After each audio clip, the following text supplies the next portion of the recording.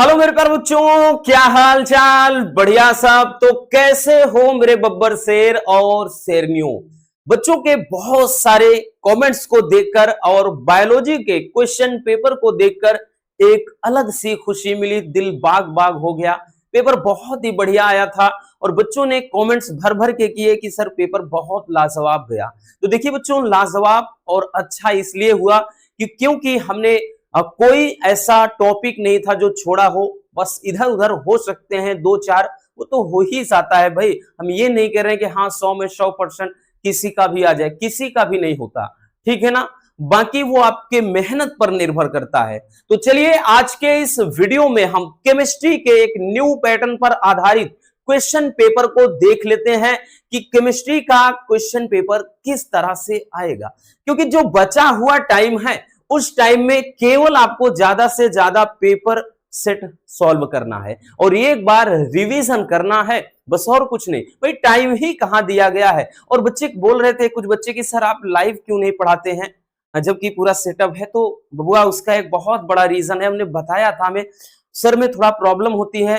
प्यारे बच्चों, इस साल हमारा किस तरह बीता हम खुद वो हम जानते हैं, कोई नहीं जान सकता हमारी प्रॉब्लम। हम ज्यादा बोलते हैं, सर दर्द करने लगता है, मतलब अजीब सा जैसे चक्कर जैसा, मन जी मचलने लगता है, जैसे उल्टी हो जाएगी, ये दवा के कारण। और आज भी इलाहाबाद में सारा दिन बीत गया। फिर उसके बाद 3 महीने की फिर से दवा लेकर के आज ही आए हैं। तो ये समझ लीजिए हमारे लिए कितना मुश्किल भरा ये दिन गुजर रहा है। लेकिन शुक्रगुजार हैं आप सबका कि आपने बहुत सारा प्यार दिया इस एमके सर इंस्पिरेशन चैनल को। कोई हेट कमेंट्स नहीं होता है, तो इसीलिए दिल खुश हो जाता है आपके कमेंट्स को देखकर और आपके प्यार को देखकर। लगता ही नहीं है कि हम बीमार हैं।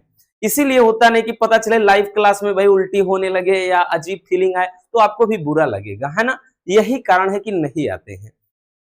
तो चलिए देख लेते हैं कि जो केमिस्ट्री का क्वेश्चन पेपर होगा, रसायन विज्ञान का जो 2026 में पेपर रहने वाला है वो किस तरीके से रहेगा। पूर्णांक तो प्यारे बच्चों आपको पता ही है कि 70 नंबर का रहने वाला है, क्योंकि इसमें भी आपका 30 नंबर प्रैक्टिकल रहेगा। इसीलिए 30 नंबर का जो प्रैक्टिकल वाला ऐड होता है, इसलिए अच्छी बात है आपके लिए, ठीक। बाकी 3 घंटे 15 मिनट टाइम दिए जाएंगे, जिसमें 15 मिनट आपको प्रश्न पत्र पढ़ने के लिए दिए जाएंगे। और यहां पे जो निर्देश दिया रहेगा कि सभी प्रश्न अनिवार्य है। फिर उसके बाद नीचे गणनात्मक प्रश्नों की गणना के समस्त पद लिखिए और यहां पे देखिए जहां कहीं भी ये प्रश्नों के प्रासंगिक उत्तर दीजिए। और आपका ये दिया रहेगा कि जहां आवश्यक हो रासायनिक समीकरण लिखिए। तो ये क्या है, निर्देश दिए रहेंगे जो कि आपको एक बार पढ़ लेना है, ठीक। इसीलिए तो दिए जाते हैं कि निर्देश पढ़िए पूरा, एक बार पेपर पढ़िए 15 मिनट में, तब जाकर के सब कुछ क्लियर हो जाएगा। चलिए शुरुआत करते हैं कि पेपर से। प्यारे बच्चों ध्यान दीजिएगा, बहुविकल्पी प्रश्न का रोल फिजिक्स और केमिस्ट्री के पेपर में बहुत ज्यादा होता है, क्योंकि इसमें एक एक नंबर आपको बहुत उलझाएगा। सबसे ज्यादा बच्चों को परेशान करने वाला सब्जेक्ट जो होता है तो वो फिजिक्स और केमिस्ट्री। बहुत सारे बच्चों के लिए तो अच्छा सब्जेक्ट होता है, बट ज्यादातर केस में ये हमने देखा है कि बच्चों को सबसे ज्यादा तकलीफ फिजिक्स और केमिस्ट्री देता है। ये बच्चों का भी मानना है और कमेंट्स के उनके कमेंट्स को एनालिसिस करने के बाद हम ये बोल रहे हैं, क्योंकि सबसे ज्यादा तकलीफ यही 2 सब्जेक्ट देते हैं। बट डोंट वरी, है ना, क्योंकि 30 नंबर स्कूल से मिल रहे हैं और इसमें थोड़ा सा आप मेहनत कर दीजिए, अच्छा खासा नंबर मिल जाएगा, ठीक है, याद रखिएगा। तो शुरू में जो बहुविकल्पी प्रश्न होगा, शुरुआत यहीं से होगी। कितने? 6। तो 6 बहुविकल्पी प्रश्न आएंगे, मतलब आपके 6 नंबर क्लियर हो गए, ठीक है ना। 6 नंबर बच्चों आपके ऑब्जेक्टिव क्वेश्चन के बन रहे हैं। 6 नंबर बहुत बड़ा नंबर होता है। जैसा कि पहला क्वेश्चन आपके सामने यहां पर दिख रहा है बोर्ड पे, कि यहां पर बोल रहा है कि Fe है। Fe बोले तो आयरन। Fe क्या है? आयरन। तो ये क्या है ये आपको इसमें बता देना है, ठीक है ना। जो Fe है वो क्या है ये बताना है। आपका विकल्प है S ब्लॉक का तत्व, या फिर कह रहा है P ब्लॉक का तत्व बच्चों, या फिर कह रहा है D ब्लॉक का तत्व, या फिर F ब्लॉक का तत्व। तो जो Fe है वो किस ब्लॉक का तत्व है ये बताना है, ठीक है। तो ये किस ब्लॉक का है? डी ब्लॉक का। क्योंकि पेरियोडिक टेबल में देखें इस तरह से पेरियोडिक टेबल होते हैं, है ना। इस तरह से पेरियोडिक टेबल होती है जिसमें ये बीच में और इसके बाद ये क्या बन गया भाई, ये तो डीजे बन गया, है ना। क्या बन गया, डीजे बन गया, बिल्कुल। तो यहां पे ये कौन सा ब्लॉक होता है, एस, ये कौन सा पी, ये बीच में डी, तो और नीचे दो क्षैतिज पंक्तियां होती हैं वो एफ।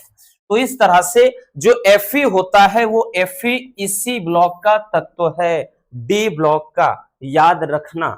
ठीक, चलिए आगे चलते हैं। अगला क्वेश्चन, अगला क्वेश्चन बोल रहा है कि मानक हाइड्रोजन इलेक्ट्रोड विभव का, मतलब मानक हाइड्रोजन इलेक्ट्रोड का इलेक्ट्रोड विभव कितना होता है। मानक हाइड्रोजन इलेक्ट्रोड का इलेक्ट्रोड विभव कितना होता है, 0.34 वोल्ट या 0.2 वोल्ट या फिर माइनस का 0.76 वोल्ट या फिर 0.0 वोल्ट यानी 0 वोल्ट। तो याद रखना आपने पढ़ा है किसमें, विद्युत रासायनिक श्रेणी में। तो हाइड्रोजन का जो इलेक्ट्रोड विभव होता है, माइनक इलेक्ट्रोड विभव होता है, वो कितना होता है बबुआ, इसका 0 होता है। ठीक है, तो हाइड्रोजन का कितना हो जाएगा, 0 हो जाएगा। ठीक, तो ये वाला विकल्प सही हो जाएगा। आई बात समझ में। चलिए आगे देखते हैं अगला क्वेश्चन। अगला क्वेश्चन, जो क्वेश्चन यह गा है, कह रहा है सूत्र के बराबर ए इंटू ई के पावर, यहां पे घात में समझो, ये स्टार का मतलब यहां घात समझिएगा, माइनस का ई ए अपॉन आर टी के लिए सत्य कथन कौन सा है, यानी इसमें कौन सा कथन सत्य है ये आपको बताना है। ठीक है, पहला है कि के साम्य स्थिरांक है, दूसरा है कि ए अधिशोषण गुणांक है, तीसरा आर रिडबर्ग नियतांक है, या चौथा है ई ए सक्रियण ऊर्जा है। तो कौन सा सही है बच्चों, तो यहां पे याद रखना, देखिए ये एक फार्मूला होता है के बराबर, इसको सही से जो लिखा जाता है, ये लिखा क्या है, ए इंटू ई के पावर बच्चों, ये माइनस का ई ए अपान, मतलब ई ए अपान आर टी लिखा है, ठीक है ना, ई ए अपान आर टी। तो ये यही चीज लिखा है, और जो कि आर्हेनियस समीकरण होता है। ये क्या है, तो ये आर्हेनियस का समीकरण है। ठीक है, तो इसमें के क्या है, तो के होता है वेग स्थिरांक, जबकि यहां बोला है के साम्य स्थिरांक, तो ये तो गलत हो गया।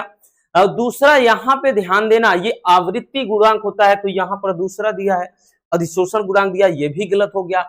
आर क्या होता है, तो यहां पे गैस स्थिरांक, गैस नियतांक, ये रिडबर्ग दिया है, ये भी गलत हो गया। ठीक है, टी ताप है, यहां ताप से कोई मतलब नहीं है। ई ए सक्रियण ऊर्जा होता है, तो यहां ई ए सक्रियण ऊर्जा है, यही वाला विकल्प आपका सही हो जाएगा। ठीक, कि जो ई ए है वो क्या है बच्चों, सक्रियण ऊर्जा है। ठीक, चलिए आगे देखते हैं अगला क्वेश्चन। अगला क्वेश्चन ध्यान से समझिएगा। अगला क्वेश्चन जैसे दिया है कि अभिक्रिया के लिए, कोई अभिक्रिया के लिए ए के विघटन की दर और बी के बनने की दर निम्नलिखित प्रकार से संबंधित है। ठीक है, तो मान लेते हैं कोई अभिक्रिया है, यहां अभिक्रिया जैसे नहीं दिया है, ए से बी है, ठीक है, वो ए से बी अभिक्रिया की दर है, वो पूरा नहीं लिखा है, तो ए से बी कोई अभिक्रिया की दर है, तो कह रहा है कि ए का विघटन करना है।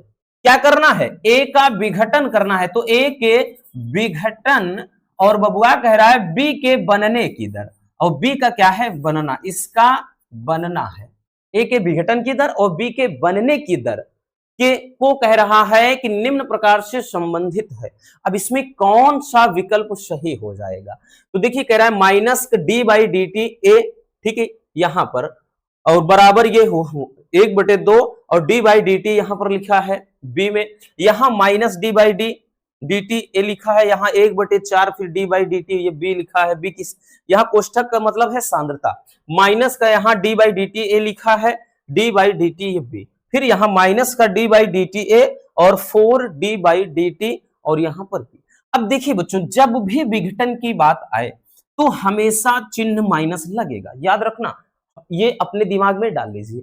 विघटन की बात आए माइनस का, अब उसके बाद ये डी बाई डी टी चलेगा, इसका मतलब विघटन की दर किसके लिए, ए के लिए, तो यहां पर ये ए है, यहां पर ये क्या है, ए है, तो इसको हम माइनस का D by D T A ऐसे लिख सकते हैं, या इसी को ऐसे लिख सकते हैं कि माइनस का डी बाई डी टी और यहां पर ए, ऐसे लिख सकते हैं। ठीक है, ऐसे। अब ये जो है बराबर किसके है, बी के बनने की दर, तो ये प्लस में लिखा जाता है, तो डी बाई डी टी, ठीक है ना। और ये क्या हो जाएगा कोष्टक में बी, और इसको ऐसे भी लिख सकते हैं इसके बराबर में, इसको हम लिख सकते हैं डी बाई डी टी, और ये कोष्टक में बी। तो जरा मतलब ये ध्यान दीजिएगा, ऐसा यही क्या हो जाएगा, सही हो जाएगा। तो ऐसा किस वाले विकल्प में है, जरा नजर फेरिए बच्चों। तो माइनस का डी बाई डी टी है, तो माइनस का डी बाई डी, हाँ इसमें भी है बट यहाँ 1/2 है, तो यहाँ पर नहीं है, गलत हो जाएगा। इसमें भी 1/4 है, गलत हो जाएगा। इसमें 4 है, गलत हो जाएगा। यही आप नजर फेरिए बच्चों, पूरा का पूरा हूबहू यही वाला मिलेगा, देखिए, ठीक है ना, पूरा का पूरा यही वाला मिल रहा है, ठीक। तो ये ए के विघटन की दर है इधर, इधर बी के बनने की दर है, ये स्टाइकियोमेट्री द्वारा है, ठीक। चलिए आगे देखते हैं बच्चों, अगला क्वेश्चन। अगला क्वेश्चन देखिए, अगला क्वेश्चन कह रहा है कि विटामिन ए की कमी से होता है, तो विटामिन ए की कमी से कौन सा रोग होता है, ये आपको बताना है। आरक्तता, नपुंसकता, त्वचा रोग या रतौंधी, रतौंधी लिखा है, रतौंधी, तो बताना बबुआ कौन सा होगा। तो विटामिन ए की कमी से रतौंधी, ठीक है ना। अगर विटामिन ए का प्रमुख स्रोत पूछा जाए कौन सा होता है, तो गाजर, है ना। विटामिन ए की कमी से क्या है, रतौंधी होता है। अगला क्वेश्चन, नेक्स्ट क्वेश्चन कि ल्यूकास, ल्यूकास अभिकर्मक है, तो ल्यूकास अभिकर्मक में किस किस का मिश्रण होता है, ये आपको बताना है। आपका पहला विकल्प है सांद्र HCl प्लस ZnCl2, या तनु HCl प्लस ZnCl2, यानी निर्जल ZnCl2, या PD प्लस BaSO4, या इनमें से कोई नहीं। तो याद रखना, सांद्र सल्फ्यूरिक अम्ल प्लस में निर्जल जिंक क्लोराइड का ये क्या होता है, मिश्रण होता है, ठीक है। तो इस तरीके से बच्चों आपके 6 क्या हो जाएंगे, बहुविकल्पीय प्रश्न हो जाएंगे, ठीक है ना। 6 बहुविकल्पीय प्रश्न हो जाएंगे, याद रखिएगा, ठीक। और प्रत्येक क्वेश्चन 1 नंबर का होगा, तो यानी 6 नंबर। अब उसके बाद ध्यान देना, अगला जो आएगा एक प्रकार का लघु उत्तरी होगा, 4 क्वेश्चन होंगे, बट इस बात का ध्यान देना बच्चों, इसमें सारे क्वेश्चन कितने कितने नंबर वाले हैं, तो इसमें के सारे क्वेश्चन आपके 2-2 नंबर वाले हैं। कितने नंबर वाले बबुआ, 2 नंबर वाले, ठीक है ना। हम लिख दे रहे हैं 2 नंबर वाले, क्योंकि इसमें अति लघु उत्तरी की तरह, यानी जैसे आपका फिजिक्स में चलता है, बायोलॉजी में चलता है, ठीक है ना, तो आपका इस तरीके से इसमें नहीं आता है। यहां पर 1 नंबर वाला अति लघु उत्तरी प्रश्न नहीं आता है, डायरेक्ट 2 नंबर में आएगा केमिस्ट्री में, याद रखना, ठीक है ना। 2 नंबर में डायरेक्टली पूछता है। अब देखिए बच्चों, यहां पे पूछा क्या है, पहला क्वेश्चन कह रहा है कि सिल्वर नाइट्रेट के, ठीक है, सिल्वर नाइट्रेट के घोल में कापर की, यहां पे कापर की है, कापर की छड़ डालने पर घोल नीला क्यों हो जाता है। घोल नीला क्यों हो जाता है, पहले समझिएगा। यहां पर बोल रहा है सिल्वर नाइट्रेट के घोल है और कापर की छड़ डाल देना है। तो हमने एक क्वेश्चन बताया था वैद्युत रासायनिक श्रेणी से संबंधित क्वेश्चन, एक आता है कि ऐसे ऐसे क्वेश्चन आ जाता है कि लोहे की कील को यदि कापर सल्फेट की विलयन में डुबो दिया जाता है तो उस पे कापर क्यों चढ़ जाता है लोहे की कील पर। तो प्यारे बच्चों, एक चीज का इस टाइप के जितने भी क्वेश्चन आ जाएं, याद रखना कि जब भी ऐसा आ जाए, जैसे पूछा है, जैसे यहां पर पहले समझ लीजिए एक एग्जांपल, शायद ही कोई क्वेश्चन इसमें फिर छूट पाए दोबारा। देखिए कह रहा है कि जैसे एक समझिए ना, यहां पर कह रहा है जैसे कि लोहे की कील को कापर सल्फेट के विलयन में यदि डुबो दिया जाए तो उस पे कापर चढ़ जाता है, क्यों, या विलयन का रंग नीले से हरा हो जाता है, क्या कारण है। तो देखिए क्या होता है, कारण इसका यह है कि विद्युत रासायनिक श्रेणी में, विद्युत रासायनिक श्रेणी में ये इसके ऊपर स्थित होता है, ठीक है ना। जो आयरन होता है वो कापर सल्फेट के ऊपर होता है, और उसका नियम है उसमें कि जो तत्व जिस तत्व के ऊपर होगा वो उसके विलयन से विस्थापित होगा। तो जो Fe है वो कापर की जगह ले लेगा, तो यहां पर केवल क्या हो जाएगा, यहां हो जाएगा FeSO4 फेरस सल्फेट हो जाएगा और कापर को बाहर फेंक देगा विलयन से। तो यहां पर समझ में आ गया ना। तो आप बस ये समझ जाना कि विद्युत रासायनिक, अब कारण यही लिखेंगे कि विद्युत रासायनिक श्रेणी में Fe कॉपर के ऊपर स्थित होता है, इसलिए यह कॉपर सल्फेट के विलयन से कॉपर को क्या करता है, विस्थापित कर देता है। क्लियर हो गया।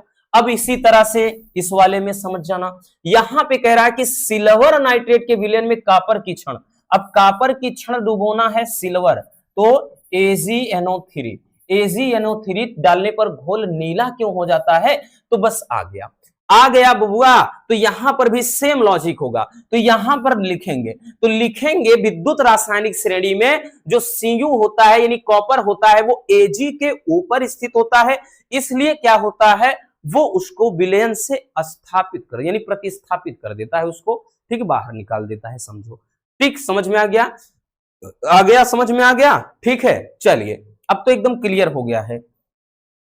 आगे देखते हैं अगला क्वेश्चन है जैसे किसी मतलब यहां पर किस नहीं किसी ताप पर ग्लूकोज का 5% W/V लिखा है, ये वे विलयन 7 वायुमंडल परासरण दाब उत्पन्न करता है, ठीक है ना।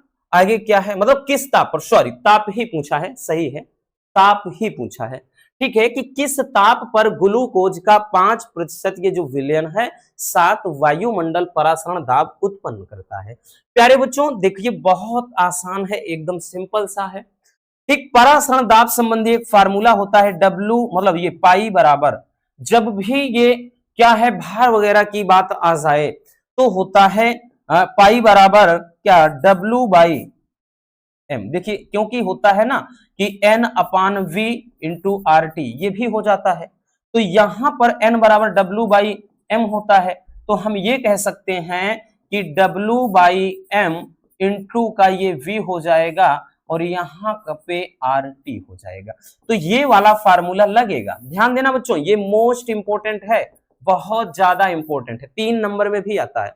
अब यहां पर W का भाई इसका मतलब क्या है, ये 100 ml में मतलब 5 ग्राम है, तो भार कितना आ गया, W का मान 5 ग्राम लिखिएगा, ठीक है ना। M का मान कितना हो जाएगा, M है क्या, तो यहां पर ग्लूकोज की बात कर रहा है, ग्लूकोज का अणुभार कितना होता है 180 शायद होता है ना, निकाल लीजिएगा C12H6 H12O6 निकाल लेना, M का भार 180 ही आएगा, ठीक है, अणुभार हो गया। साथ में फिर आगे क्या है 7 वायुमंडल दाब, पाई का मान 7 है। फिर आगे बोल रहा है बच्चों इसमें क्या कहते हैं R का मान, तो R का मान देखिए यहां पर दिया है 0.0821। फिर उसके बाद क्या है वॉल्यूम, तो वॉल्यूम कितना लीटर में करेंगे, क्योंकि अगर 100 बटे यहाँ 1000 में देखेंगे तो 0.1 लीटर में जाएगा, तो 0.1 लीटर में रख देंगे, ठीक है ना। तो ये सारी चीजें, ये पूरा वैल्यू जब रखोगे तो इजिली बच्चों ये किसका मान, आराम से T का मान निकल आएगा, क्योंकि सारे के सारे वैल्यू अपने को यहां पता चल गए हैं, ठीक। चलिए अगला क्वेश्चन देखते हैं। अगला है कि फैराडे का वैद्युत अपघटन का द्वितीय नियम क्या है, फैराडे के वैद्युत अपघटन का द्वितीय नियम पूछ रहा है, ठीक है।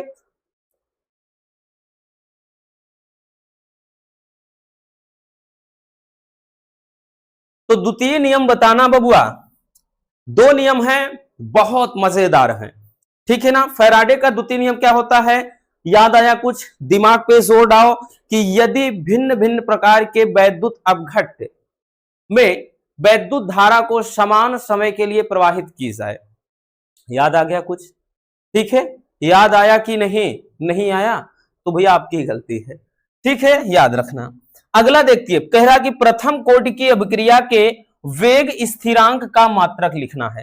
तो देखिए प्रथम कोटि की अभिक्रिया के वेग स्थिरांक का मात्रक, ये तो और भी आसान है भाई। प्रथम कोटि की अभिक्रिया क्या होती है, प्रथम कोटि की अभिक्रिया में बात कर लें बच्चों, तो देखिए के बराबर वेग स्थिरांक का पूछा है 2.303, ठीक है, अपान यहां पे क्या हो जाता है टी, फिर उसके बाद log बेस 10 A/A-x, ये हो जाता है। अब यहां पे जरा नजर डालिए बच्चों, के बराबर, अब देखना है 2.303 अपान ये टी रहेगा। अब ये इस पूरे का ए क्या है, प्रारंभिक सांद्रता, A-x क्या है, टी समय बाद सांद्रता, तो सांद्रता का दोनों का जो मात्रक है वो कट जाएगा, मतलब एक ही होगा, कट जाएगा, तो यूं कह सकते हैं। और कांस्टेंट से कोई मतलब है नहीं, तो डायरेक्टली हम कह सकते हैं K बराबर 1/T। और 1/T का मतलब क्या है, चाहे 1/ यहाँ पे हम सेकेंड भी लिखें, ठीक है, यानी प्रति सेकेंड, या इसी को यहां मिनट में लिखिए, प्रति मिनट भी लिख सकते हैं। ठीक, समझ में आ गया। तो ये हो जाता है क्या चीज, क्या कहते हैं, वेग स्थिरांक का मात्रक। ठीक है, चलिए आगे देखते हैं। चलिए अब देखते हैं क्वेश्चन नंबर 3 को। क्वेश्चन नंबर जो 3 होता है, इसमें भी सारे क्वेश्चन 2 नंबर वाले होते हैं।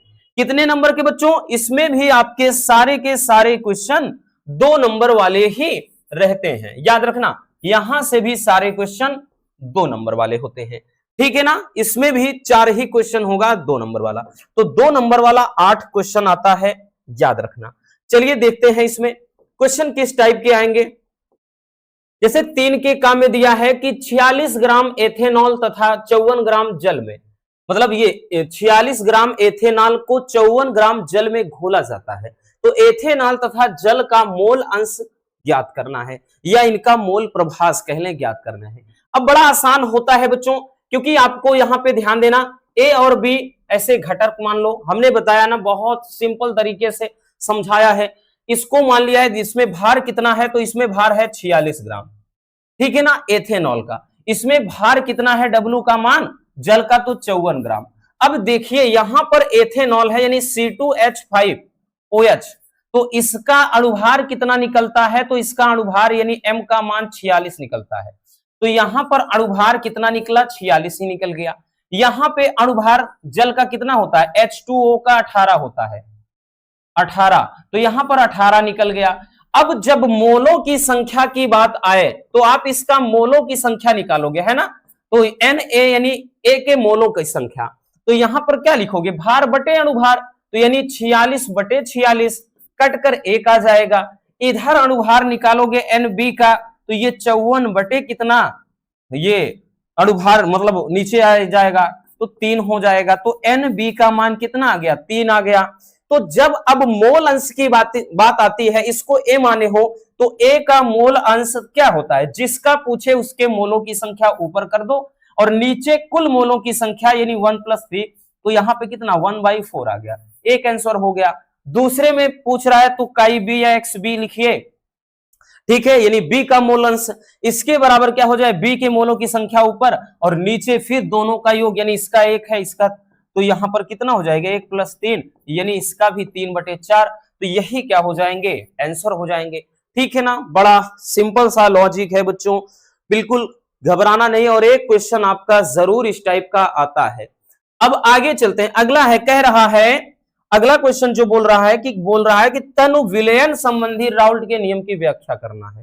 ठीक है ना, नेक्स्ट के फिनाल के महत्वपूर्ण अनुप्रयोग लिखिए। अब फिनाल का अनुप्रयोग क्या होता है, तो औषधि के निर्माण में भी होता है, और सौंदर्य प्रसाधन बनाने में, यानी साबुन वगैरह के निर्माण में भी होता है, इन सब में। ठीक, अगला है कि हमारे शरीर में हार्मोन्स की भूमिका, तो ये शरीर में हार्मोन्स की भूमिका क्या होती है, ये हमारे शरीर की क्रियाओं को क्या नियमित व नियंत्रित करते हैं। ठीक है ना, हार्मोन्स के काम जैसे वृद्धि व विकास में भी सहायक होते हैं।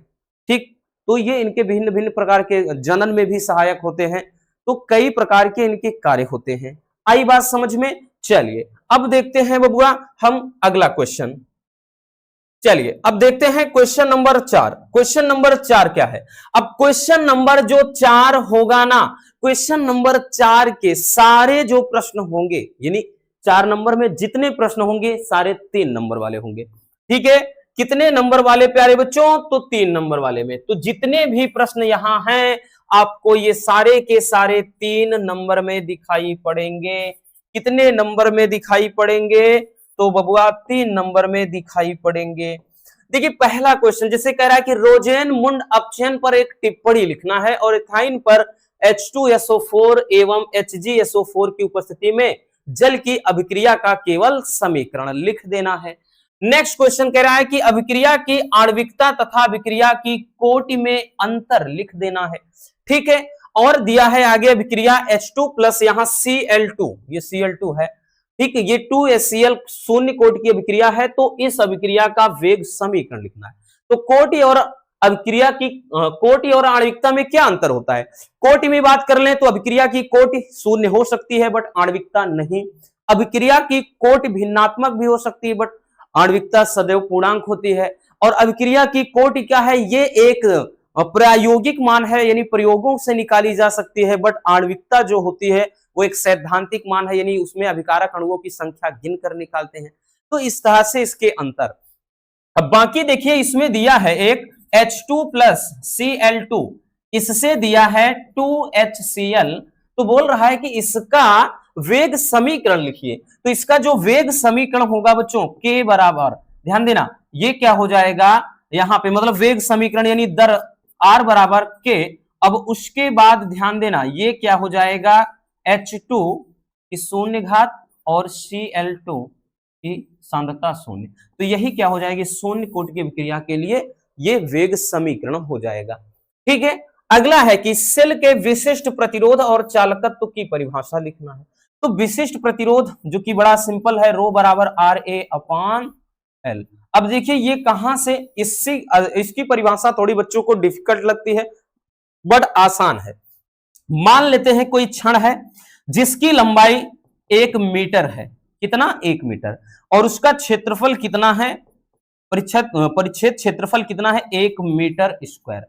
तो ये फार्मूला अगर R की जगह 1 मीटर स्क्वायर रख देंगे, L की जगह 1 मीटर रख देंगे, तो ये तो काम खत्म। तब बराबर क्या हो जाएगा, रो बराबर केवल R के रख हो जाएगा कि ना, ठीक है ना। तो यहां पर वही हो जाएगा, 1 मीटर लंबे तथा 1 मीटर स्क्वायर क्षेत्रफल वाले तार में जो प्रतिरोध होता है या जो प्रतिरोध उत्पन्न होता है वही क्या है, विशिष्ट प्रतिरोध है। एकदम आसान सी परिभाषा, ठीक है। और यहां याद रखना चालकत्व तो क्या होता है, तो ये प्रतिरोध का उल्टा जो होता है G बराबर 1/R।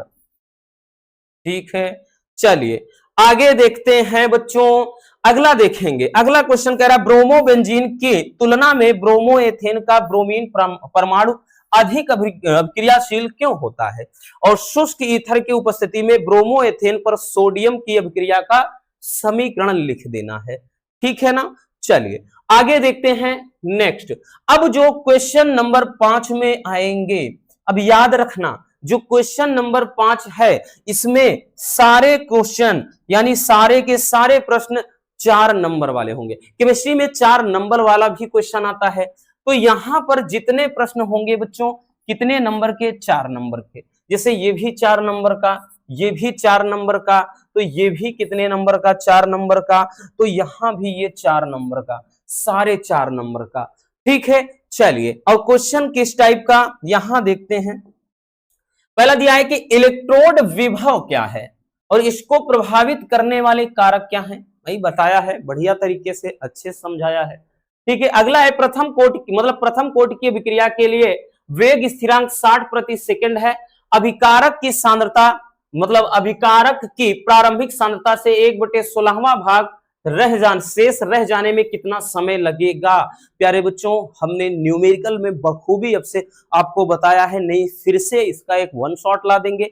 बाकी इसका आपको हम बोल दे रहे हैं कि वन शॉट देख लेना, और वन शॉट आपको ना मिल पाए तो इस वीडियो के डिस्क्रिप्शन में केवल चेक कर लेना, कहीं नहीं जाना। और इसके लिए हम पूरी गारंटी लेते हैं कि वही क्वेश्चन हम न्यूमेरिकल में बताए हैं जो बोर्ड एग्जाम में आते हैं, फालतू का नहीं कि हाँ मतलब इतना, क्योंकि टाइम नहीं है कि अब उतना ज्यादा देख सको, इसीलिए बोल रहे हैं कि इस वीडियो के डिस्क्रिप्शन में न्यूमेरिकल का वन शॉट है, देख लेना।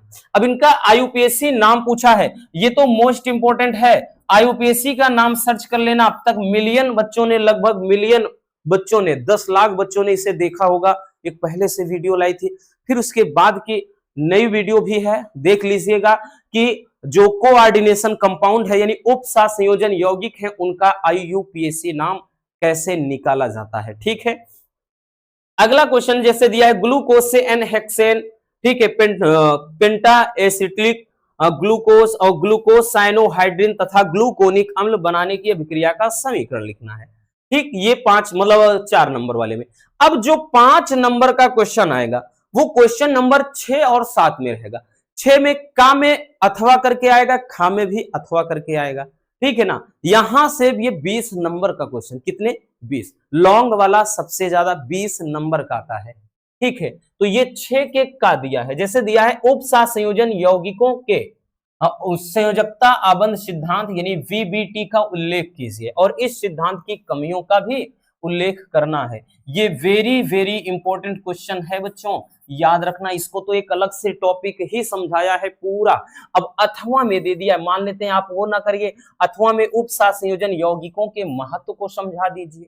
ठीक है, अब उसके बाद इसी में खा दे दिया है। ठीक, क्योंकि हमने बताया ना, याद रखना ये सारे क्वेश्चन, ये सारे के सारे क्वेश्चन कितने आपके ये 5 नंबर वाले हैं, तो इनको तो बिल्कुल नहीं छोड़ना। अच्छी बात यह है कि अथवा में करके आएंगे। तो खा में देखिए कह रहा है एमिनो अम्ल तथा न्यूक्लिक अम्ल पर एक टिप्पणी लिखना है। अथवा में दे दिया है कि निम्नलिखित विटामिन के स्रोत तथा इन विटामिन की कमी के कारण उत्पन्न रोगों के बारे में बता देना है। जैसे विटामिन ए का स्रोत क्या है प्रमुख, ठीक है, और कमी से रोग, देखिए कमी से रोग याद रखना, इसमें क्या होता है बच्चों, तो रतौंधी, रतौंधी। इसमें सी में क्या होता है बताइएगा, क्या होता है सी में, सी की कमी से स्कर्वी रोग। मशरूम में जैसे क्या कहते हैं, दुर्गंध आना, जिसको पायरिया वगैरह बोला जाता है, ठीक है ना, वही चीज। उसके बाद फिर उसके बाद डी से क्या होता है, सूखा रोग, रिकेट्स जिसको बोलते हैं, सूखा रोग। ठीक, ई से क्या होता है जरा बताइएगा, विटामिन ई की कमी से कौन सा रोग होता है, चलिए फटाक से बताइए कौन सा, चलिए हम लिख देते हैं,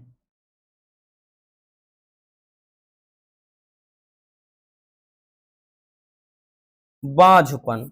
ठीक, और उसके बाद के की कमी से रक्त का थक्का ना बनना, रक्त का थक्का ना बनना, रक्त का थक्का ना बनना। ठीक है, और एक छूट गया है बी, इसमें हम जानबूझकर नहीं छोड़े हैं, यानी यहां पर नहीं दिया गया है तो कोई जरूरत है नहीं, क्योंकि 5 है तो 5 नंबर का है तो 5 ही दिया है, तो लेकिन विटामिन बी का भी याद रखो, बी की कमी से बेरी बेरी जो लकवा होता है, ठीक है ना, वो स्रोत में आप लिख सकते हैं, स्रोत में, क्योंकि ए का क्या होता है प्रमुख, गाजर है, बाकी और लिख दीजिए। सी में नींबू आंवला ये सब होते हैं, और डी में क्या होता है, तो सूर्य का प्रकाश होता है प्रमुख रूप से, बाकी मांस, मछली, अंडा, दूध, पनीर ये सब भी होता है। ठीक है, और इसमें विटामिन ए में ड्राई फ्रूट्स ज्यादातर, जैसे काजू, बादाम ये सब होते हैं। विटामिन के में क्या होते हैं, हरी साग सब्जी, पालक वगैरह, ठीक है ना, ये सब पत्तेदार सब्जियां, ठीक है, ये होते हैं। तो ये हो गया 6 में, का में और खा में क्वेश्चन आपके। आगे देखते हैं क्वेश्चन नंबर 7। तो क्वेश्चन नंबर 7 में भी बच्चों का और खा करके आएगा, दोनों में अथवा करके रहेगा, ठीक है ना। इसमें भी हर एक क्वेश्चन कितने नंबर का, तो हर एक क्वेश्चन इसमें भी 5 नंबर का, इसमें भी क्या है बच्चों 5 नंबर का क्वेश्चन रहेगा। अब जैसे यहां पे देखिए दिया है कि क्या होता है जब केवल रासायनिक समीकरण लिखिए, इस टाइप का क्वेश्चन दिया रहेगा, जैसे यहां से आपका 4 से 5 दिया रहेगा कि क्या होता है जब, और घबराने की जरूरत नहीं है। बहुत सारे बच्चे इसमें क्या होते हैं, डरे होते हैं कि बड़ा ही कठिन होता है, कोई बात नहीं, आपके लिए अथवा करके आएगा, आप वो करिए। जैसे निम्नलिखित पर टिप्पणी लिखिए, और नेमिंग रिएक्शन तो आपको हर हाल में तैयार करना ही पड़ेगा, क्योंकि नेमिंग रिएक्शन बहुत ज्यादा इंपॉर्टेंट है। जैसे मैं यहाँ विलियमसन संश्लेषण, गाटरमान अभिक्रिया, कोल्बे अभिक्रिया, और 100 में 100%, ये आपका 5 नंबर देकर जाएगा। और जितने इंपॉर्टेंट रिएक्शन है उसके बाहर का नहीं आएगा जो हमने बताया है, याद रखना बच्चों, बहुत रेयर केस हो जाए ऐसा इधर उधर नहीं तो आएगा। उसकी भी लिंक हम इस वीडियो के डिस्क्रिप्शन में डाल देंगे, जो हमने महत्वपूर्ण 15 नेमिंग रिएक्शन बताया है, ठीक है ना, याद रखना। चलिए आगे देखते हैं, अगला जो है खा, ठीक, का में है तो खा में भी अथवा करके रहेगा। इसमें भी हमने बताया ना, ये भी क्या है 5 नंबर वाला है, ये भी 5 नंबर का ही क्वेश्चन है, याद रखिएगा। अब जैसे यहां पे दिया है कि निम्नलिखित पर संक्षिप्त टिप्पणी लिखिए। अब देखिए जब टिप्पणी के लिए कहा जाएगा तो आपको पूरा भी लिखना पड़ेगा। जैसे दिया है उठ जब क्रिया, उठ फिटिंग अब क्रिया, फिटिंग अब क्रिया। अब उठ जब क्रिया क्या है तो हमने बताया था बच्चों आपको पूरा। देखिए जब कहेगा केवल समीकरण लिखो तो केवल समीकरण लिखना होगा, ठीक। जैसे इसमें इसमें जरा देखिए, तो यहां पर था, देखिए नहीं इसमें भी टिप्पणी है तो पूरा लिखना है, और इसमें भी दिया है कि टिप्पणी लिखो। टिप्पणी का मतलब आपको पूरा लिखना पड़ेगा, इसीलिए तो 3 दिया है। नहीं समीकरण केवल बोलता तब ये 5 समीकरण देता। अब इसमें पूरा लिखना ही पड़ेगा कि यहां पर लिखना पड़ेगा कि शुष्क ईथर की उपस्थिति में जब हैलो एल्केन की क्रिया क्या है, सोडियम धातु से कराई जाती है, तो वो उर्जब क्रिया है। फिर जब शुष्क ईथर की उपस्थिति में हैलो एरीन की अभिक्रिया सोडियम धातु से कराई जाती है, तो वो फिटिंग अभिक्रिया है। और जब शुष्क ईथर की उपस्थिति में एक अणु हैलो एल्केन, एक अणु हैलो एरीन की क्रिया सोडियम धातु से कराते हैं, तो वो उर्ज फिटिंग अभिक्रिया। ठीक है ना, याद रखना। अथवा में जैसे दिया है कि कैसे परिवर्तित कीजिएगा या कैसे प्राप्त करोगे केवल समीकरण। ठीक है ना, प्रोपीन को यहाँ प्रोपीन 2 आल में या 2 प्रोपेनाल में, वही चीज है इस तरह से। तो ऐसे इसमें आपका 5 दिया रहेगा। ठीक, तो इस तरीके से आपका केमिस्ट्री का क्वेश्चन पेपर रहेगा। देखिए हमने डिफिकल्ट से डिफिकल्ट तरीके से रखा है, बहुत सारे सेट आसान भी होते हैं। याद रखना बच्चों, लगभग 7 सेट होते हैं, 7 में 5 तो मतलब क्या है, सिंपल तरीके से होता है, मतलब ऐसा होगा एकदम करने लायक। कभी कभार 2 से 3 सेट क्या होते हैं, थोड़ा कभी कभार मतलब एकदम डिफिकल्ट हो जाते हैं, टफ हो जाते हैं। 2 सेट तो हर साल ऐसे देखने को मिला है लगभग लगभग, जो अलग होता है। अब पता नहीं क्या मूड में होता है बनाने वालों के, कि भाई जिनके कहते हैं ना नसीब में अच्छा सेट मिल गया, उनकी बल्ले बल्ले है, वो बोलेंगे बहुत सारा लाया था। अब जिनको तो ऐसा मिल जाएगा थोड़ा डिफिकल्ट, बोलेंगे सर आपने क्या पढ़ाया था, कुछ आया ही नहीं, बड़ा कठिन आ गया था, तो वो तो बोलेंगे ही ना। ठीक है, तो बस आज के इस वीडियो में इतना ही, मिलते हैं किसी और शानदार टॉपिक के साथ। Love you, bye bye, take care.